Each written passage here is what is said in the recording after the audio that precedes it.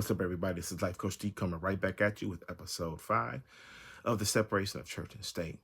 So as we continue to dabble into this whole subject right before the election cycle ends on tomorrow, November 5th, I wanted to continue to share the response to Don Swaggart coming after the black church, wagging its fingers and telling us what we should or shouldn't do. As I said in other videos, if we don't send for you, don't come for us. And so now he's feeling the wrath of black ministers all over this nation who are telling him to basically stay in his lane as a white evangelical. Okay? Stay tuned as I continue with this series. What are you doing? You just completely overlook the fact that justice makes up one half of who God is. God is a God of justice. You study scripture and you see. You can't overlook it. That God has always identified with the oppressed, those who were being crushed by injustice. And he instructed us Christians to be those sheep on his right side that feed the hungry, clothe the naked, that love the least of them. He's always told us to do that. That is in scripture. He said, you will know those that are sheep of his because they do such things. And he says, when we do it unto him. That's Matthew 25, 31 through 46. Trump is not the least bit concerned about those people you called animals. Not the least bit. And unfortunately, many of them have been bamboozled by Trump, and probably some of them have even voted for him, but not all of us have been bamboozled. We know. We absolutely know. First, when you shake your finger at the Democratic Party for abortion and for LGBTQ plus issues, did you know that it was an actual Republican who signed into law the case, Lawrence v. Texas, that legalized homosexuality? Did you know that? It was a Republican by the name of Anthony Kennedy. Justice Kennedy, right there. Here's what he said in that case.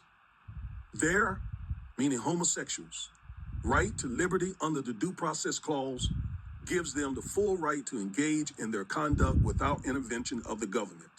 That didn't come from a Democrat. That came from a Republican who went on to say, the Texas statute furthers no legitimate state interest which can justify its intrusion into the personal and private life of the individual. So right at that point, the United States Supreme Court said that states, cities, counties, and so forth cannot discriminate against two consenting adults who engage in homosexuality. That's what a Republican said. So when you blame the Democrats, you obviously don't know the law. But let's go further. You may say that Justice Kennedy was a liberal Republican. Well, Neil Gorsuch definitely is not a liberal. He is a Trump appointee. He's one of those three that Trump appointed when he got elected in 2016. And he actually wrote the opinion that outlawed employment discrimination against homosexuals and transgender. The folks that you all love to condemn.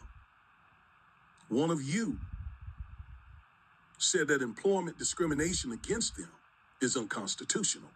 One of you, a very conservative justice, and this was just in the past few years. Here's what he said. He said in Title VII, Congress outlawed discrimination in the workplace on the basis of race, color, religion, sex, or national origin. Today, we must decide whether an employer can fire someone simply for being homosexual or transgender. The answer is clear.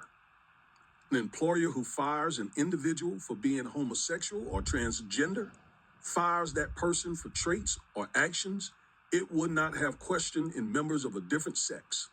Sex plays a necessary and undisguisable role in the decision, exactly what Title VII forbids. A conservative Republican. You could even call him a MAGA. He's a member of MAGA. Trump appointed him. John Roberts, the conservative Chief Justice, they all supported this opinion. So when you rail against the Democratic Party and blame them as the anti-God party because of homosexuality and abortion and so forth, you don't have your facts straight. You don't know the law.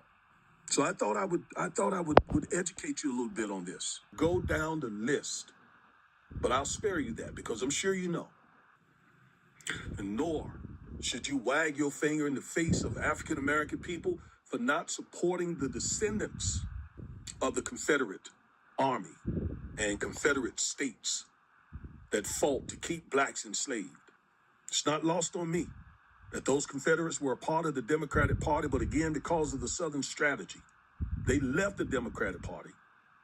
And now their descendants is in the party that you're chastising black people for not supporting in mass numbers. You got your blacks who are supporting that. In fact, just a few days ago, this just struck me. Trump's Madison Square Garden rally literally was playing the song Dixie. Dixie, I wish I was in Dixie, away, away. Literally playing that song during his rally. And played it just before an African-American man took the stage, Byron Donalds. I'm like, what? I would have never been there. But he should have exited. Did he know what he was hearing? This song is the anthem of white supremacy. And you're telling black people to be a part of that, and that is the party of God? No. You have overlooked a very, very important part of who God is. He's a God of justice. And he does not condone your party's injustice and your history and legacy of injustice toward African Americans and toward Native Americans and many other groups of people around the world. As you can see, you can't mess with a legal scholar. Now, I have my own opinions on all of these issues, but the overall arching opinion that I have is that this is none of my business, and people have the right to choose. I could think what I think. I have my stand as a believer. I'm not ashamed of the gospel of Jesus Christ, according to Romans 1:16, and I am going to be the light of the world, according to Matthew 5:14 through 16. But at the end of the day, I believe that the government should stay the heck out of everybody's business. And more importantly, I believe that the church should stay in its lane, be the light of the world, and don't punk out and let government make decisions for them when we need to step up and be the examples that Christ has called us to be in the earth today. I will continue. Stay tuned for episode 6.